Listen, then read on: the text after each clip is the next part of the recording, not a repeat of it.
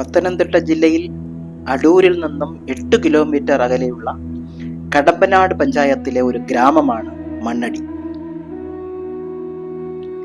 ഇവിടെയുള്ള അതിപുരാതനമായ മണ്ണടി പഴയകാവ് ക്ഷേത്രം കേരളത്തിലെ പ്രധാനപ്പെട്ട ഒരു ഭദ്രകാളി ക്ഷേത്രമാണ്. വെളിച്ചപ്പാടിന് പകരമായി ഈ ക്ഷേത്രത്തിലുണ്ടായിരുന്ന കമ്പിത്താന്മാരെ കുറിച്ചുള്ള ഐതിഹ്യങ്ങൾ വളരെ പ്രസിദ്ധമാണ്.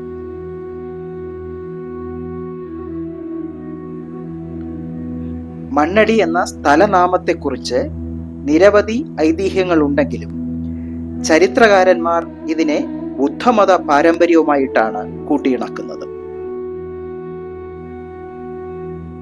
കല്ലടയാറിന്റെ തീരത്തുള്ള ഈ പ്രദേശത്ത് ബുദ്ധമത അനുഷ്ഠാനങ്ങൾ ഇന്നും കാണാം. മൺഫലകങ്ങളിൽ പാദരൂപങ്ങൾ പതിപ്പിച്ച് അടിയാരാധന നടത്തിയിരുന്ന ഹീനയാന ബുദ്ധമത വിഭാഗക്കാരുടെ പാരമ്പര്യത്തിൽ നിന്നാണ് മണ്ണടി എന്ന നാമമുണ്ടായത് എന്നാണ് ഒരു വാദം.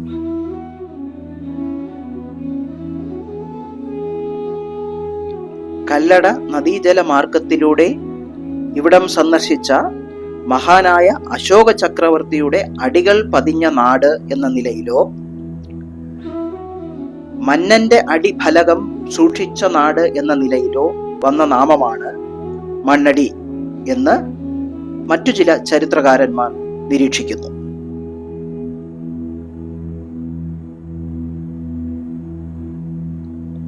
സ്വയംഭൂവായ പ്രതിഷ്ഠയാണ് ഈ ക്ഷേത്രത്തിന്റെ ഏറ്റവും വലിയ പ്രത്യേകത. കൂടാതെ മേൽക്കൂരയില്ലാത്ത ഗർഭഗൃഹവും പഞ്ചലോഹ നിർമ്മിതമായ ശ്രീകോവിലും ഈ ക്ഷേത്രത്തെ വേറിട്ടു നിർത്തുന്നു.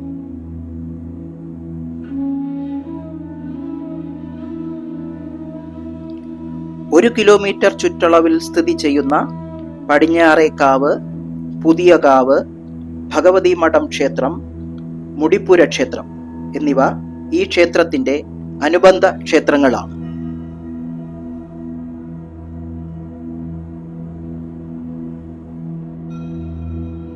വർഷത്തിലൊരിക്കൽ കുംഭമാസം നടത്തുന്ന ഉച്ചബലിയാണ് ഇവിടത്തെ പ്രധാന ആഘോഷം.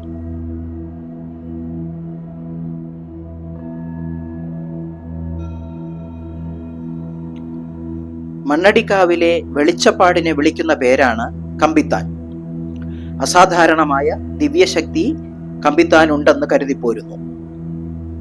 കമ്പിത്താൻ വഴി ദേവി ഭക്തരോട് സംവദിക്കുന്നു എന്നാണ് വിശ്വസിക്കപ്പെടുന്നത്.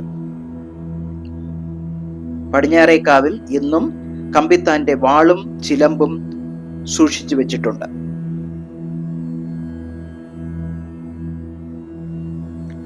ധീരദേശാഭിമാനി വേലുത്തമ്പി ദളവ ബ്രിട്ടീഷ് സാമ്രാജ്യത്തിന് പിടികൊടുക്കാതെ ജീവത്യാഗം ചെയ്തത് മണ്ണടി ക്ഷേത്രത്തിനു സമീപമുള്ള ചേന്നമംഗലം മഠത്തിൽ വെച്ചാണ്. കാലാകാലങ്ങളിൽ മണ്ണടിയിൽ നിന്നും പലായനം ചെയ്തവർ അവർ തങ്ങിയ ദേശങ്ങളിൽ തങ്ങളുടെ പരദേവതയായ മണ്ണടി ദേവിക്ക് ക്ഷേത്രങ്ങൾ നിർമ്മിച്ച് ആരാധന നടത്തി വന്നിരുന്നു. അതിനാലാണ് കേരളത്തിന്റെ വിവിധ ഭാഗങ്ങളിൽ ഇന്ന് മണ്ണടി ക്ഷേത്രങ്ങൾ കാണപ്പെടുന്നത്. അതിനാൽ ചരിത്ര ശേഷിപ്പുകളുടെ ഒരു സങ്കേതം കൂടിയാണ് മണ്ണടി ക്ഷേത്രം എന്ന് നമുക്ക് പറയാൻ സാധിക്കും.